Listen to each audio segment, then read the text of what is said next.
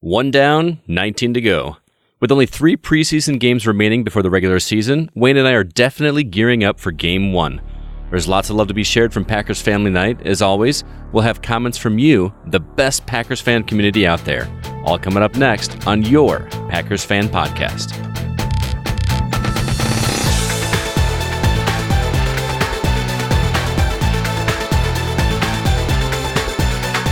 Welcome back. Wayne Henderson here, and I was going to ride some kid's bike to the studio today, but the seat broke right off. It's August 12th, 2019, and a quick reminder that we are an unofficial fan podcast by and for fans of your 13-time NFL champion Green Bay Packers. And I'm Scott Clark, and on this 179th edition of the Packers Fan Podcast, we're going to recap a bit of the Packers Fan Family Night and preseason game number 1 against the Texans. We're going to also look ahead to the next couple of preseason matchups. And Jordy Nelson officially retires as a Green Bay Packer. And as always, we'll have your feedback from 920-3PACK-GO from email and the Packers Fan Podcast Facebook community. Let's go ahead and kick things off with Packers Family Night. There was almost 60,000 fans who came to watch the Green and Gold practice, which is pretty incredible. And what I also found it really cool that tickets for this thing are only $10. That's just crazy. I know it's just a practice, it's not a game, but if you live in the area, $10 to go see your favorite players practice, that just sounds like a great time, and I love that it's there. Yeah, and the fact that it's an opportunity literally for families to come, because some people may not want to spend, $200 or $300 to take their 9-year-old to a Packers game and then have them fall asleep during the middle of the first quarter. But family night, you got all the other action, a chance to win a jersey, fireworks. I mean, the $10 per ticket probably mostly goes toward the fireworks. Probably, yeah. And like you said, it's just a great family event, and that's just what it's all about. It's Midwest football, man. That's what it's all there for. We also got to see Trevor Davis and Jake Kummerow, both who had incredible sideline receptions. I think they're both vying for one of those 53 spots on the starter roster. And afterwards, Matt LaFleur said that he'd never been part of anything like Packers Family Night. So welcome to the family, Matt. Yeah, coming from a different team, you've heard about it, but I can't even imagine what it's like to be your first real official appearance as the coach of the Green Bay Packers and have it be that. And such a huge crowd. Some teams don't get near that many people to their regular season games. So go Pack, go. And then absolutely. Shortly after that, preseason game number 1 finally happened. It's in the books. We came out with more points than the Texans, 28-26. And leading up to the game, what was really interesting, and it's kind of like more of the family fun night, some of the Texans players got permission to join in on the Packers tradition of riding the kids' bicycles, waiting outside practice field during camp. And, of course, J.J. Watt, University of Wisconsin favorite, he'd been dreaming of riding a kid's bike like that from watching the Packers as a kid. Unfortunately, as you may have heard by now, one of the kids' bicycles was not exactly designed to carry somebody as large as J.J. Watt, and the seat broke right off of the bike. At least it wasn't the tires, right? No, that'd be a little more embarrassing. But on the bright side, it makes for a great story, and J.J. Watt told the child that he would buy him a brand new bike. So who wouldn't mind getting a new bike given to you by J.J. Watt, even if somehow the Texans ended up with him? Even, especially if he signs it. I mean, even as a Packers fan, gotta love J.J. Watt. He's just an all-around cool guy and a great player. Yeah, he's definitely a Wisconsin favorite, and he's almost like an honorary Packer of sorts. And, we didn't see any Aaron Rodgers or actually hardly any of the starters that night. Deshaun Kaiser, though, he looked proficient. 8 out of 13, 102 yards and a touchdown. Still a little nervous about him possibly being the number 2, but what were you thinking when you saw some of the highlights? Well, I think the biggest issue is that he had a very slow start. 8 for 13 looks really good on the percentage meter, but that it took a while for him to get there. But what we did see with the touchdown and a couple of the passes looked really solid. I'm a little more optimistic than most, I think, when it comes to Kaiser. But even so, we've got Tim Boyle on the third string that is looking pretty promising as well. Yeah, even Boyle had a couple of touchdowns in the second half, but I guess he didn't really throw all that many passes to begin with. Yeah, I think he was quoted in a interview afterwards saying that 40% of his passes were touchdown passes, and yeah, you gotta love that. That looks pretty good on paper. If he could do that, if he had to do it in a regular season game and was able to have 40% of his passes be touchdowns, can you imagine? Yeah. Aaron who? Somebody has a little bit of feedback about Boyle later on. It's pretty funny. But it'll be great if these guys can make the teams. I think we need at least 2 backups. I don't feel very safe with only one and one on the practice squad. Agreed. Equanimous St. Brown, he recovered a fumble on a punt, and he got it in the end zone for a touchdown. That was amazing. I mean, the first half, I know it's preseason, but the first half, our defense just looked on fire.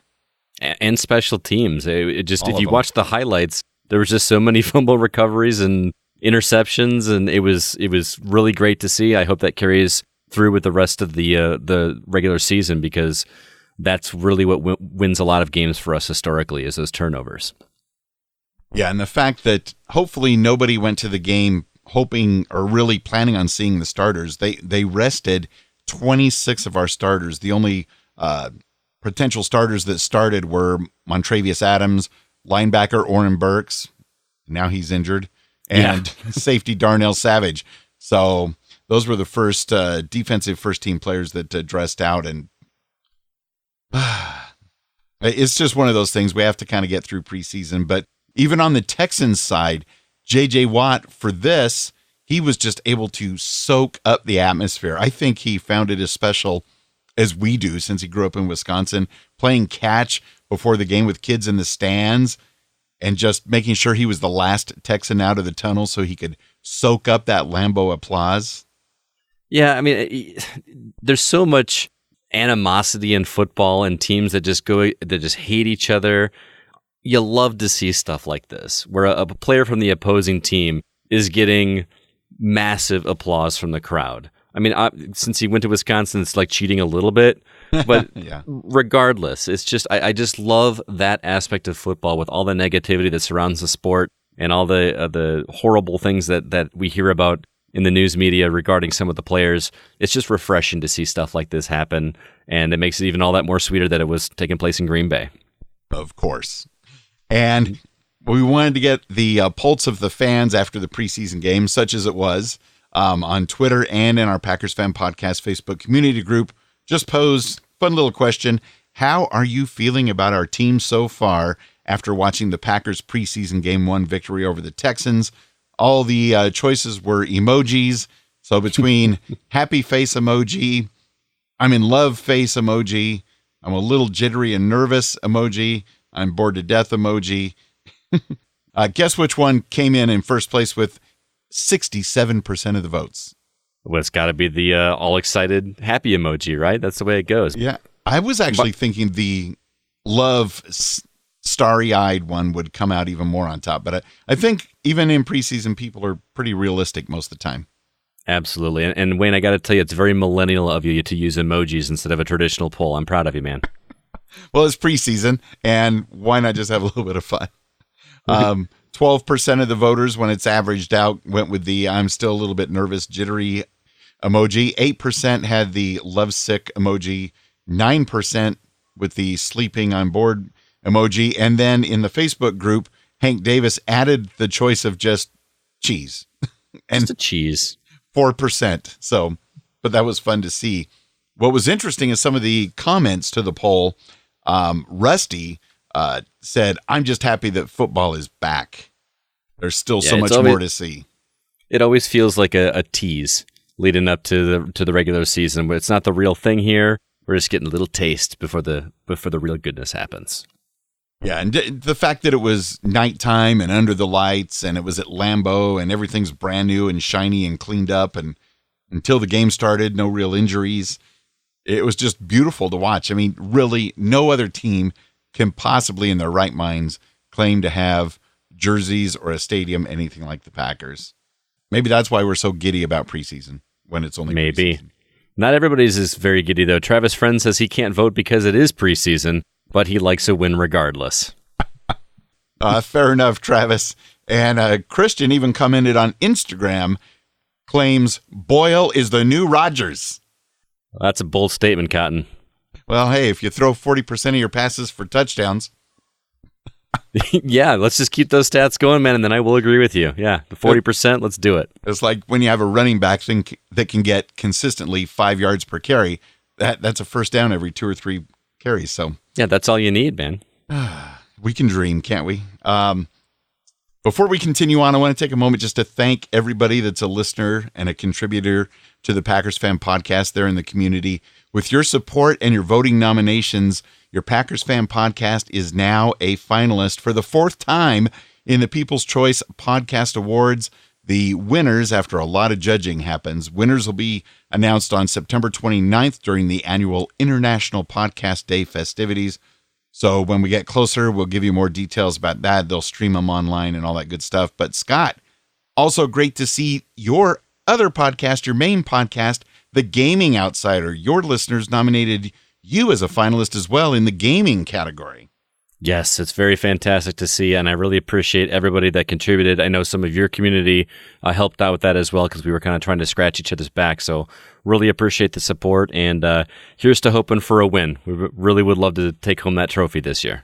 That would be awesome. It would be fantastic. So we'll see how it goes between now and then, but let's dig into listener feedback. The Packers Fan Podcast G-Force, you are always invited to share your thoughts on the show. You can give us a call at 920-3PACK-GO, or simply go to packersfanpodcast.com/feedback for more details.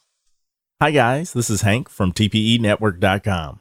I'm curious to find out what each of you guys are looking for during these preseason games.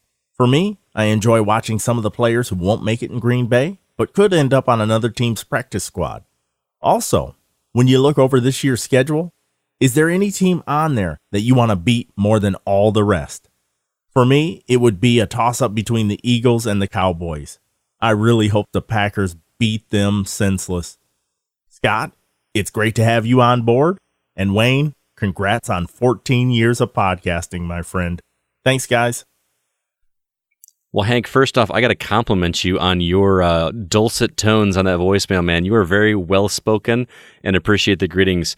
As far as why or what I look forward to in preseason games, I think it's just football on TV again. It just feels too long every time, but it is also a little bittersweet for me because if you remember, I'm a 4th grade teacher and fall means school is starting up again and my summer break is almost over.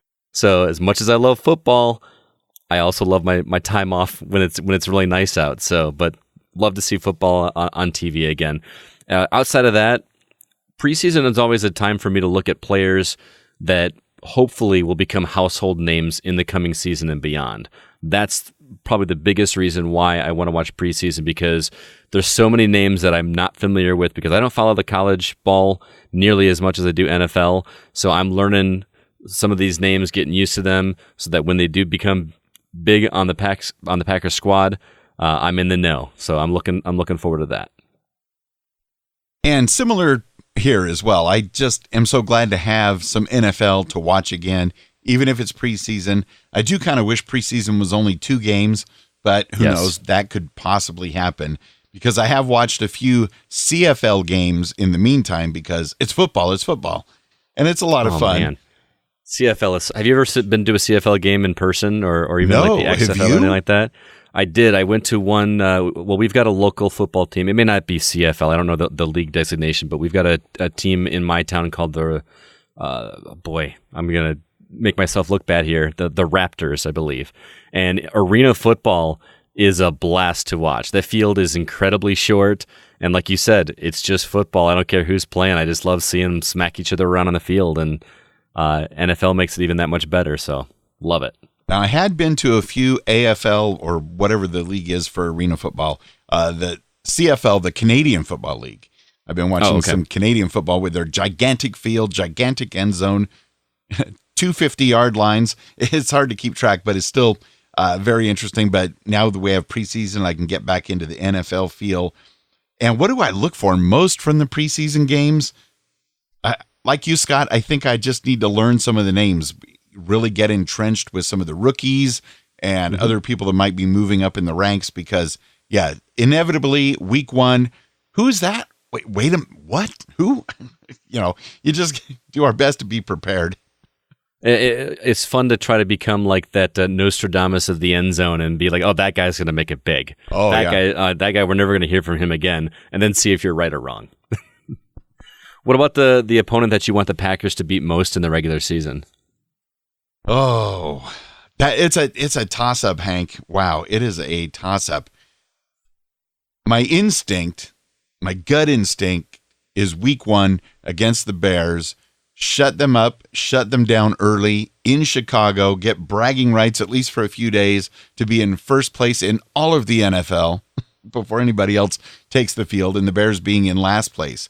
But using my head, and I know this is kind of cheating going with 2, but using my head, I think beating the Chiefs in Kansas City would really be a statement for both teams. Can Aaron Rodgers still be the elite quarterback that can beat the Chiefs? Is Patrick Mahomes still all that, or was last year a bit of a fluke? We'll find out for sure, and I think that's going to be one of the games of the year on Sunday Night Football. I agree, and the fact that one is on Sunday night is going to make that game even just more in your face. I would love to see them just destroy the Chiefs, but I think it's going to be a very tough game. I'm actually also with Hank on the Cowboys.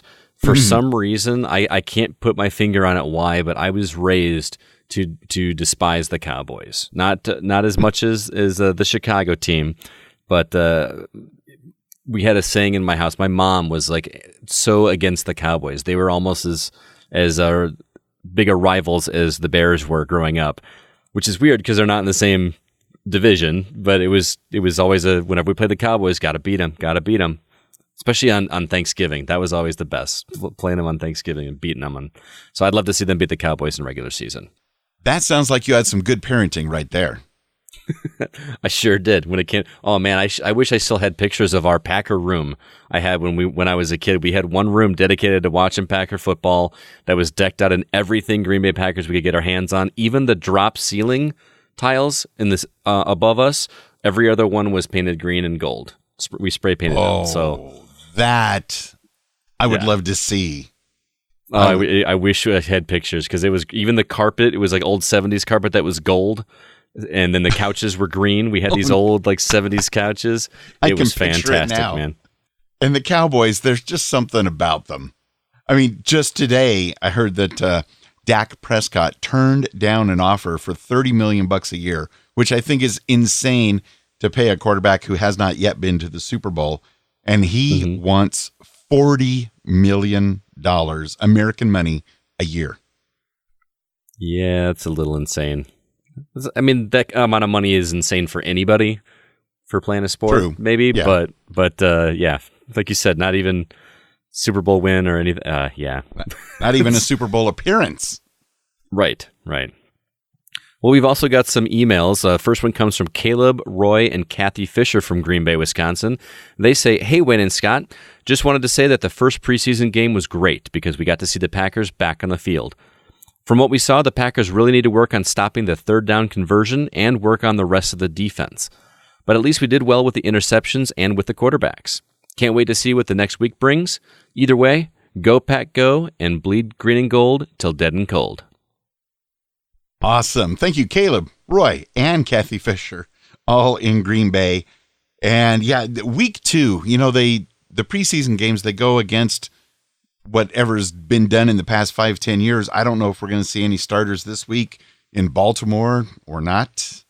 We'll see, but another Thursday night game. We also got an email from Steven, Wayne, and Scott. I'm checking in from Palace Park in the Chicago area, home of the Bears, who still, it's great to have the Packers back. And even though it's only preseason, but how can you not be excited? Any chance you're going to come to the Midwest and go back to Culver's?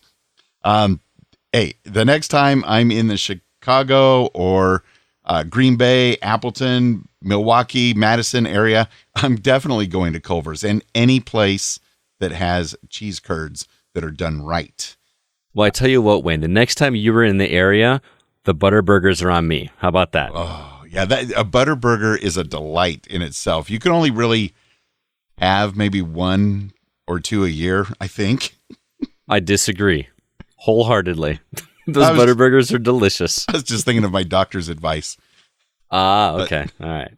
Well, you got a few years on me, man. I'm not worried about cholesterol yet. Come on. Oh, okay. That's cool. Troy Heinrichs chimed in as well after the first preseason game with a few hot takes. Tackling was atrocious and 4 turnovers. Hot damn. Grant getting released before the game must mean the Jones hammy isn't a concern, and we should have cut Jamon Moore instead of Grant. That guy can't catch a cold, let alone a football. Ouch. Yeah, wow. And I did hear, I think even a sideline interview with Kenny Clark, even he had admitted that the tackling, we've got to do better with the tackling. Why do you think it absolutely. Is that something like that is so choppy during the preseason? I mean, I'm hopefully it's just that it is preseason, that these guys aren't in the mindset of this is a real game.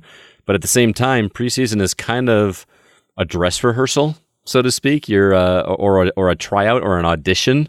So you kind of want to put your best foot forward, and the tackling definitely was not their best foot forward in that department. So need to step it up, guys. And how about Kumaro? That guy, he is like magic. Yeah, we're going to be hearing his name a lot more this season, I think. And I thought for sure we would last year before that injury. But if Kumaro stays healthy, I could see him in the number 2 receiver slot. Absolutely. Troy's also a little scared about Kaiser if it comes to that, with him filling in for AR-12. But this is the season that Aaron Rodgers is going to remain healthy the entire season. No injuries by any other NFC North teams. That's what I'm thinking. And Ty Summers looks to be making a name for himself, especially with Oren Burks being injured already.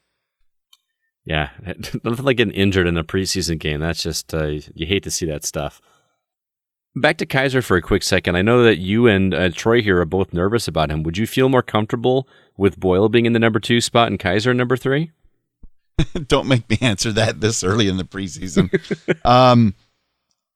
To be frank, if I had to choose, I would go with Kaiser, at least at this point. Not only because of his having more years of experience, but also because he worked with Matt LaFleur in college. Good call.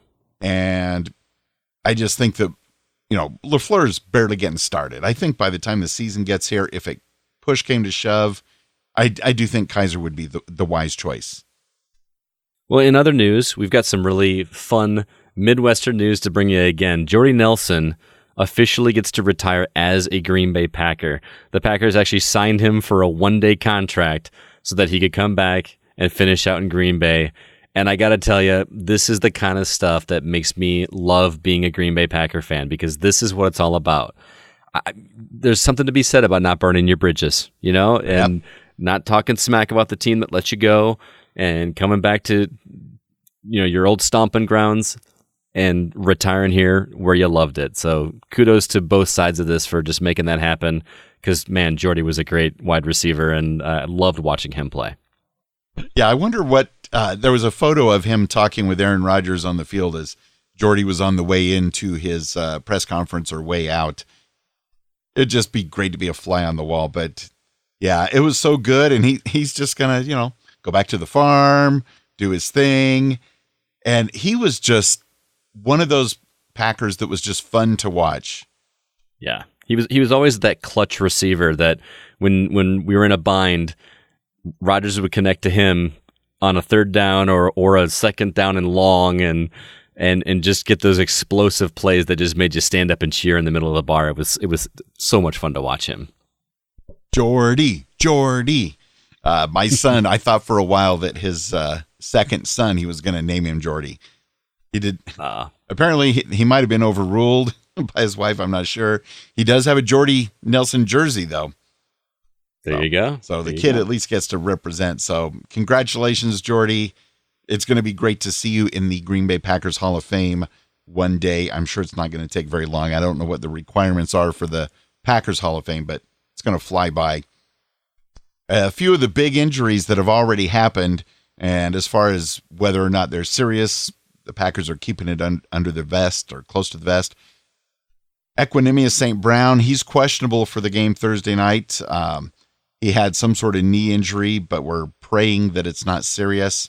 Unlike Oren Burks, linebacker, he has a torn pectoral muscle from the game, and that's got to hurt.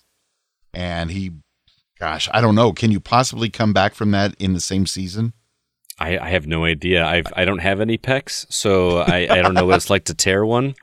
But I gotta imagine that's got to be painful. Yeah, I think he's probably done for the year. So Ty Summers, I don't know if you're the next man up, but be ready.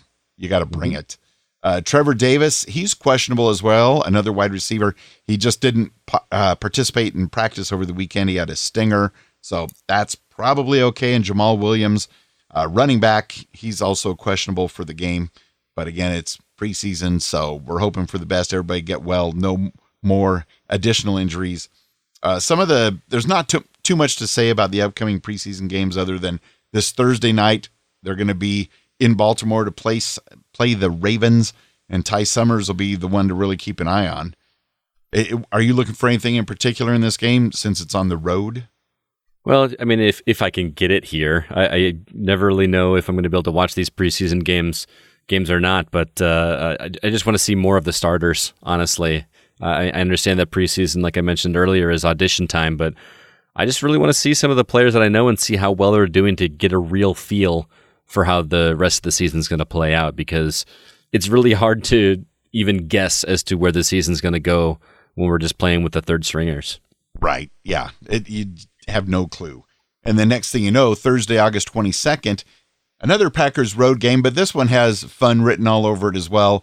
Playing at the Winnipeg Raiders, Winnipeg for 1 week only up in Canada, playing at one of their stadiums, but they're going to make it have only 150-yard line and make it an NFL field. You know, what I want to know is, will the Packers go back-to-back by having many of the starters play in the first half of Game 3? Like, traditionally, that's how Game 3 has gone down in preseason, is we at least get to see most of the starters. But the past couple of years, that has not been the case. I think this would be a great game because it'd be great for Winnipeg and Canadian football fans that don't necessarily come across the border. If the starters could play even just one quarter. Yeah, I'm going to sound contradictory because I just got done saying that I wanted to see the players that I know and love, but at the same time, you're getting closer and closer to Game 1, and with as many injuries as we have after one preseason game, I don't like taking that many chances. Let's keep everybody healthy, but give us a little taste of those starters. I definitely want them to stay healthy, but I wonder if not playing at all during the preseason might actually in some ways make them more susceptible to injuries. We're definitely susceptible to injuries more than any other team in the league, it seems like, because, man, it just burns us every year. There's always something in the mix when it comes to injuries, and stay away from it, guys. Let's stay healthy this year. Yeah, that O-line, protect Aaron Rodgers at all costs. Penalties, whatever. It's preseason. If he does play, protect him. In the Packers Fan Podcast Facebook community, longtime listener Adam Christopher in Victoria, Australia, chimed in. I've been listening to you guys now for many years. I first started going for the Packers because I thought I was watching Australia play because they're green and gold as well. Since then, I've become a diehard Packers fan. Keep up the awesome work, and I agree with you and hope that the Pack don't give up on the run game so early in the game like they often do. Bring on the season. Go Pack Go. Adam, Victoria, Australia. What do you think about that, Scott? I just love that we have Australian listeners. That just makes me so happy. I know that we were recently on the Aussie Guys podcast repping the Packers over there. And first off, AJ was a lot of fun to talk to. But yes, when the rest of the world seems to hate the NFL as much as they do, like the Europeans do, I love that down under we got some fans down there. So kudos to you guys for writing in. I feel like we have a lot more Australian listeners than I ever would have imagined doing when I started this show with you, man. Surprise. Yeah, England and Australia, in addition to, of course, America, Canada, and Mexico, seem to be the strongholds. And glad to have you aboard, Adam. Thanks for all the years of listening. And we're going to just see how it goes. In fact, our appearance on the Aussie Guys NFL Fantasy and Insight podcast will hopefully be coming out within a week of this episode dropping. And AJ was very kind to allow us to share it in our feed as well. Of course, go ahead and listen to their podcast because they're awesome every single week, but that one will drop in your Packers Fan Podcast feed. So be looking for that. More Packers talk. You can never have enough of that, right? Absolutely, man. And even more conversations are happening in our Facebook group and at packerscommunity.com. We'll be talking in the future about more talk about the Packers' 100th birthday festivities, some great photos from the Packers exhibit at the Wisconsin State Fair, some Jordy Nelson articles and pictures, all sorts of great memories from Packers Family Night, and more great stuff for you to dig into, all at packerscommunity.com, which is also awaiting your posts and comments.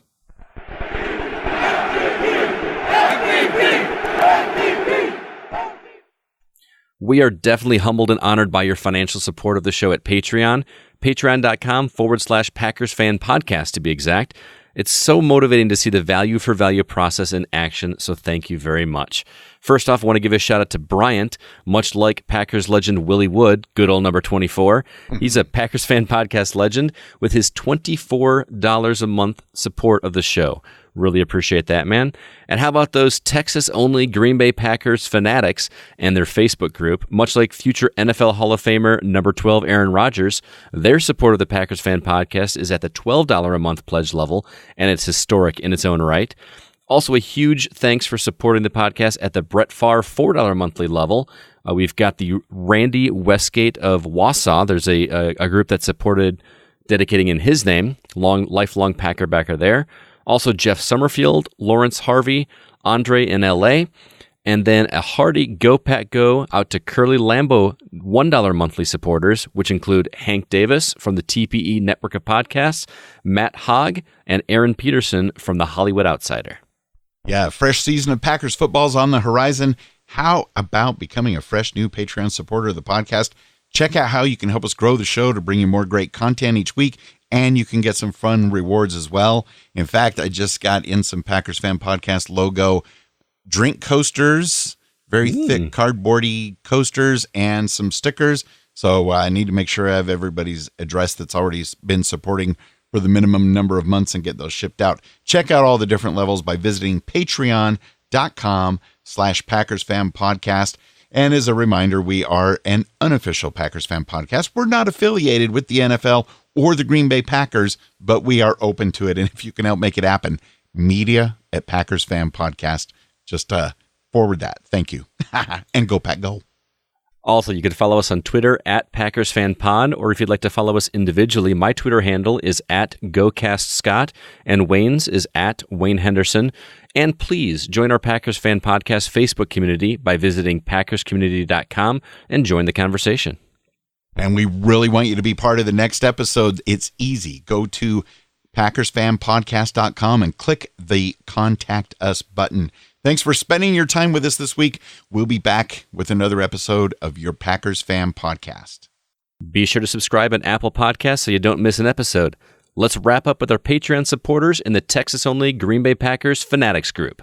This is Dawn down here in Texas, a.k.a. Granny Cheese. Hi, I'm James. Hi, I'm Kim. Hi, I'm Melissa. Hi, I'm Susan. Hi, I'm Carrie. Hi, I'm Lisa Montgomery, proud mom of number 88, Ty Montgomery, and we want to say, Go Pack Go!